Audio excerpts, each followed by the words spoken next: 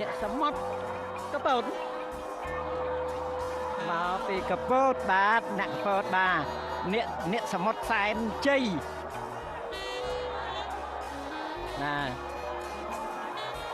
បាទមកពីកពតបាទហើយឯកសណ្ឋានហ្នឹងគឺដឹងថាមកពីខាងសមុទ្រគឺបាទគាត់វឹកហាត់នៅព្រែកនឹងខេត្តកពតឯមើលទៅបាទគឺតែនៅតែមានទឹកដែរបាទខ្សែទឹកខាងក្នុង